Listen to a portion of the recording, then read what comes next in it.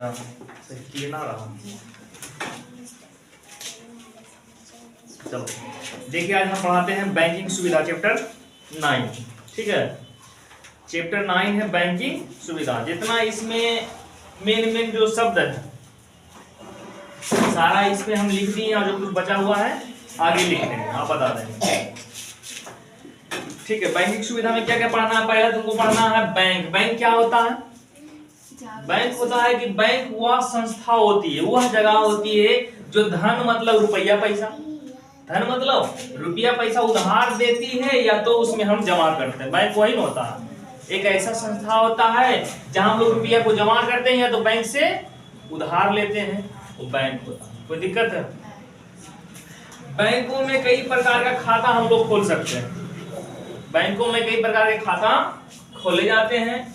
या हम देखो यहाँ बना दिया बैंक, ठीक है, आई रुपया पैसा वाला यहाँ बना दिया।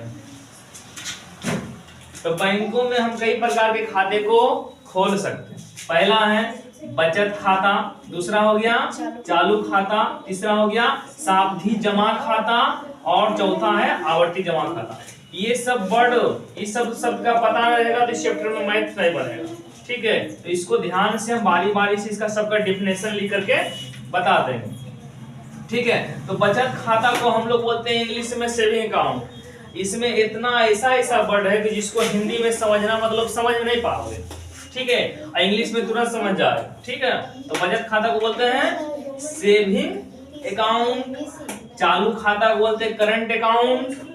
ठीक है, और सावधि जमा खाता, कभी नाम सुना है सावधि जमा खाता? लेकिन इंग्लिश में सुना होगा कि फिक्स्ड डिपॉजिट अकाउंट है, फिक्स्ड डिपॉजिट किए हैं इतना का नहीं। तो इंग्लिश मतलब ज्यादातर इंग्लिश में ही ध्यान रखना, हिंदी से उतना मतलब नहीं रखना। तो सावधि जमा खाता को बोलते हैं फिक्स्ड डिपॉजिट अकाउंट, और लास्ट में है आवर्ती जमा खाता, जिसको बोलते हैं रिकरिंग डिपॉजिट अकाउंट। ठीक है, पहला कौन कैसा खाता खोलते हैं बैंक में? बचत खाता। इसको बारी बारी सबका डेफिनेशन बताएंगे। ठीक है, तो क्लियर हो जाएगा। ये सबसे क्वेश्चन दिया हुआ पीछे चैप्टर में। दूसरा हो गया चालू खाता, जिसको बोलते हैं करंट अकाउंट। तीसरा हो गया सावधि जमा खाता, जिसको बोलते हैं फिक्स्ड डिपॉजिट अकाउंट, और चौथा हो गया आवर्ती जमा खाता। धनादेश, देखो बैंकों से धन मतलब रुपया पैसा को प्रत्याहरण फॉर्म, नाम कभी सुनिए? अब बोले विथड्रॉ किया, इतना पैसा विथड्रॉ किया मतलब निकाला, ऐसा सुनिए ना?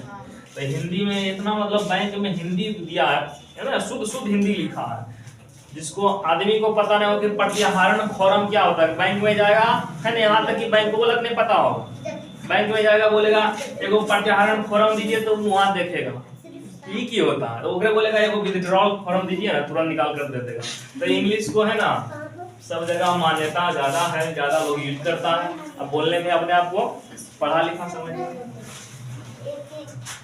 तो बैंकों से धन मतलब रुपया पैसा को प्रत्याहरण मतलब विथड्रॉल फॉर्म, नहीं वो फॉर्म होता है, उस पे लिख दो चेक जिसको बोलते हैं, उस पे लिख दो इतना हमको बैंक से पैसा चाहिए, बैंक वाला दे देगा, फॉर्म भर के देगा। धनादेश है ना, प्रत्याहरण फॉर्म या तो धनादेश चेक के द्वारा निकाले जा सकती है।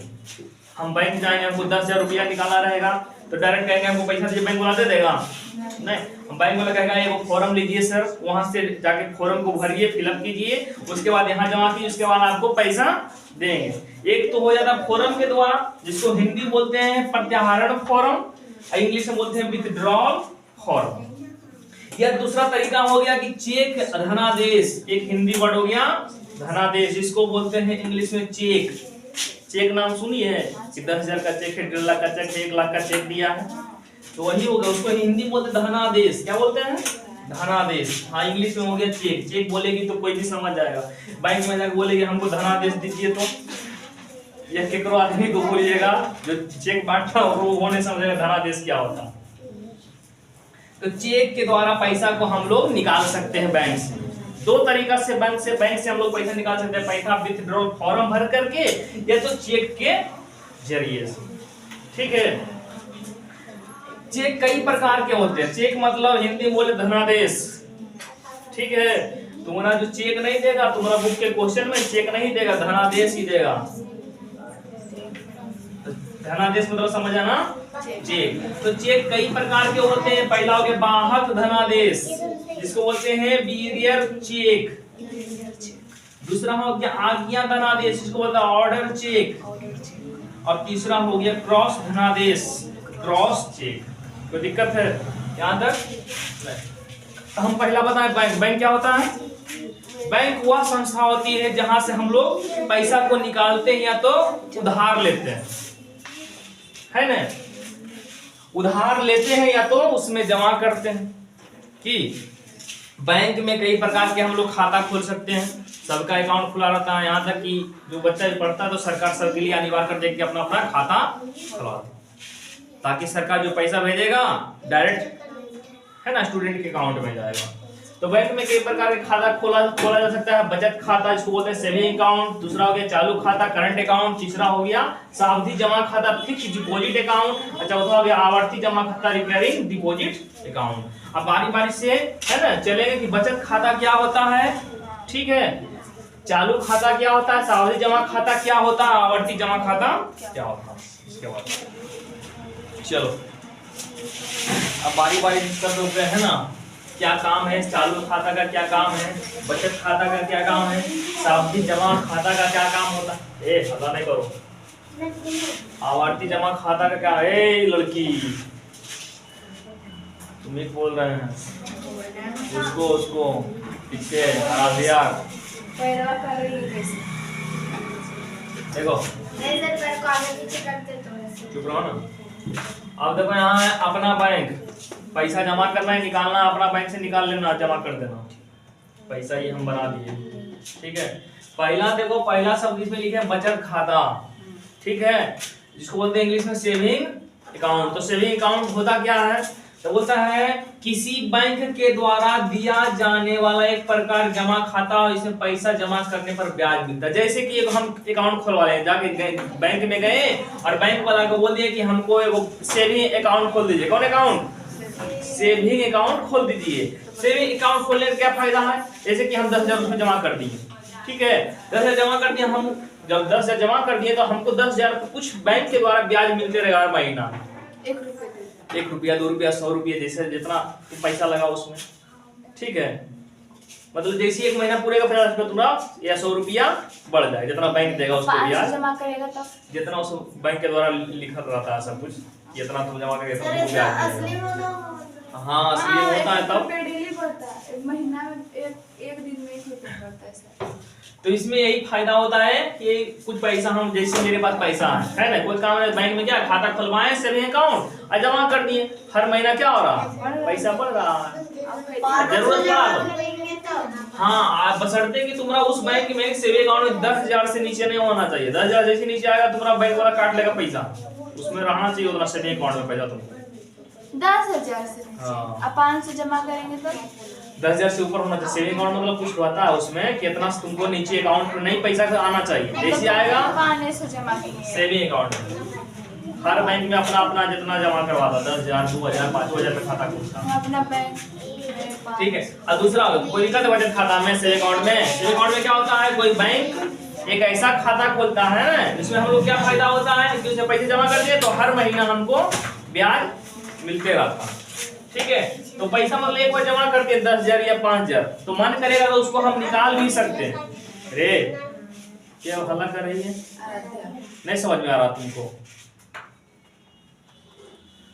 है? तो इसमें क्या होता है कि हम पैसा लगा दे 10,000, तो हमको हो सके कि हमको जरूरत पड़ गया पैसा के, 10,000 की हमको जरूरत पड़ गया तो हम 10,000 पूरा को हम निकाल लेंगे, ठीक है, समय पर अगर संकट उंकट में।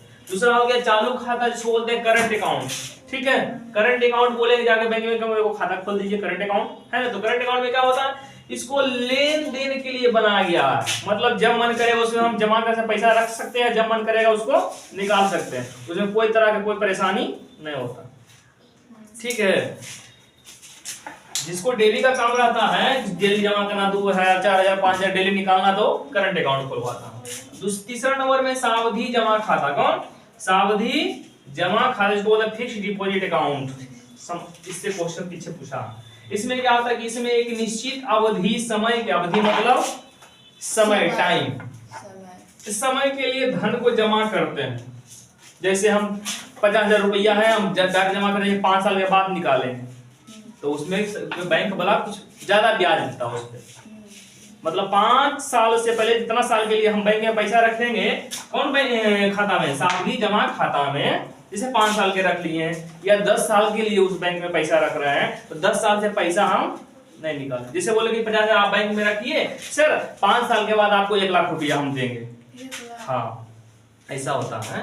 ठीक है, तो डायरेक्ट तुम 5 लाख उसमें जमा कर दिए, तो 50,000 जमा कर दी, ठीक है, तो तुमको कहेगी तुमको जरूरत पड़ गया, तुमको कुछ हो सके, कोई किसी तरह का जरूरत पड़ गया, घर बनाना या तो कोई रोग बीमारी होता है ना, तो चाहेगी कि तो उससे हम पैसा निकाल लेंगे, तो निकालने नहीं देगा, नहीं निकलेगा। मतलब फिक्स उसमें हो गया। यही खाता का खासियत है कि तुमको कितना भारी समय आ गया, समस्या परेशानी, तो उससे तुम निकाल नहीं सकते जो पैसा जमा कर दी बिना 5 साल या जितना साल पे बॉन्ड करवाइए तुम, 10 साल या 5 साल या 2 साल 4 साल, उससे पहले नहीं निकाल सकते। तो यही सावधि जमा खाता का होता है, मतलब कि उसमें हम कुछ समय के, निश्चित समय के लिए जमा करते, उस निश्चित समय से पहले हम उससे पैसा नहीं निकाल सकते हैं। अब नहीं, आवर्ती जमा खाता में क्या होता है कि, है ना, कि कोई व्यक्ति या कोई खुला ले, जैसे हम खुला लिए उस जाकर के बैंक में, अपना बैंक या कोई भी बैंक में खुला लिए आवर्ती जमा खाता, इसको रिकरिंग डिपॉजिट अकाउंट खुलवा लिए, तो उसमें है ना, वहां लिखा जाता है कि तुमको हर महीना में 100 रुपया, तो 500 रुपया, तो 1000 या 2000 रुपया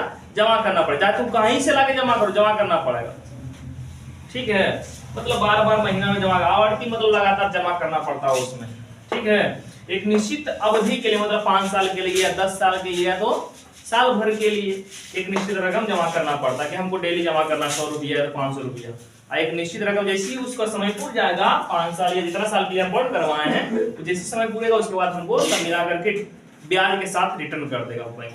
लेकिन चाहे पहले निकाले तो पहले नहीं निकलेगा, इससे पहले नहीं निकलेगा, इससे पहले नहीं निकलेगा, इससे जब मन करेगा जब से निकाल सकते हैं, इसमें हम निकाल सकते हैं, लेकिन मेरा वो खत्म हो जाएगा।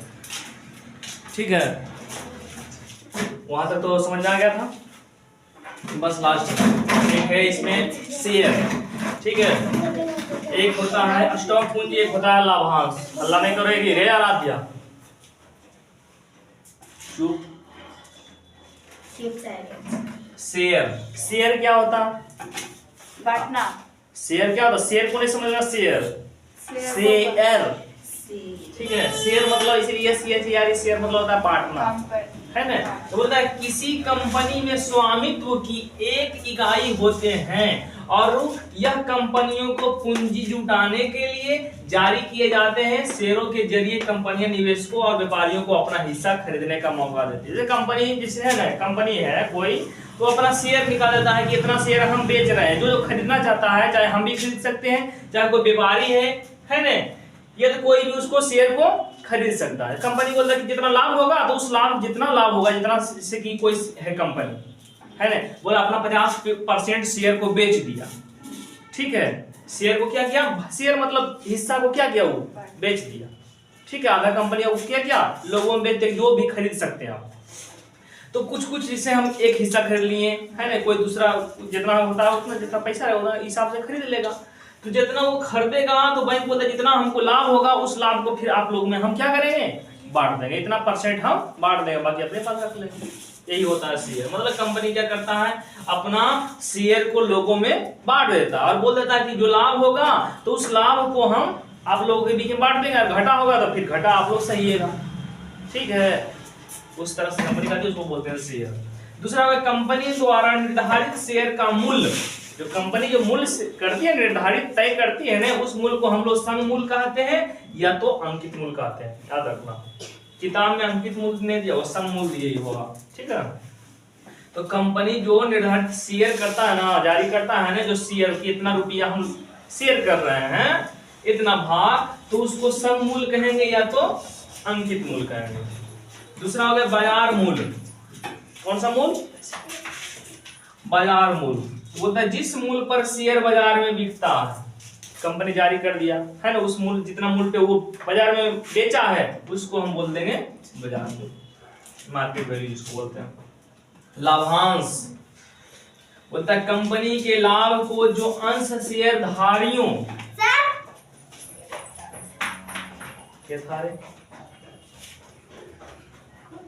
कंपनियों के, छोड़ो ना, कंपनियों के लाभ को जो अंश शेयरधारियों या व्यापारियों में बांट दिया जाता है वह लाभांश कहलाता है। जैसे कि कंपनी है ना, कंपनी बोला कि हम इतना शेयर अपना बेच रहे हैं, ठीक है, और जितना लाभ होगा फिर आपको हम दे देंगे, जितना परसेंट हमको मिलेगा उसी को हम बोलेंगे लाभांश।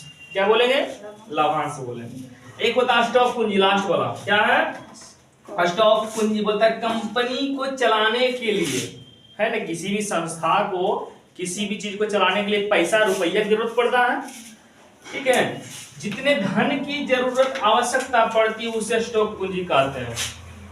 जितना धन की जरूरत पड़ेगा किसी चीज को, जैसे स्कूल खोलना हमको, या कोचिंग खोलना है, या तो घर बनाना, तो पैसा जरूरत पड़ेगा कि नहीं, या तो भोज भंडारा करवाना है तो उसको पैसा जरूरत पड़ेगा। तो पहले हम लोग क्या करते हैं उसको, रे अबे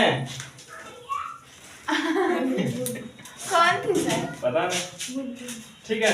तो उसको हम लोग बोलते हैं स्टॉक पूंजी। जितना जरूरत पड़ेगा पहले से हम उसको रख लेंगे। कितना हमको पैसा कराने में लग रहा है खर्चा, 4 लाख 5 लाख रुपया हमको घर बनाना है तो लगेगा, तो जितना हम स्टॉक कर लेंगे उसको बोलेंगे स्टॉक पूंजी, ठीक है। चलिए सेवा समाप्त कीजिए।